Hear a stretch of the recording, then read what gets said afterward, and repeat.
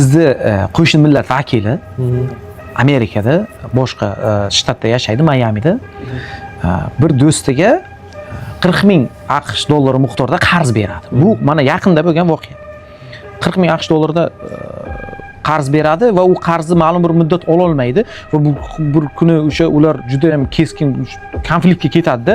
Buni telefonga chaqiradi, faloncha joyga kelgin, men senga 40 ming dollar pulingni berib yuboraman deydi. Inson kelgan payti otib tashlaydi. Otib o'ldiradi. Ya'ni bo'lgan voqea mana shu bizning ish bilan bog'liq. U otib o'ldiradi. U odam o'ldi. U odam o'lgandan keyin hech kim bilmaydi, bankda shotida 2 million dollar pul turgani ma'lum bo'lib chiqyapti. Eng qizig'ini aytaymi? Bu insonni o'zini vatanda ayoli, bolalari bor. Ularga qaysidir ma'noda sharoit qilib bergan ekan, lekin qanaqadir qilmagan. Bu yerga kelib uylangan, yaqinda uylangan ekan. Bu yerdagi qonundan o'tgan xotiniga 2 million dollar avtomatik tarzda o'tyapti.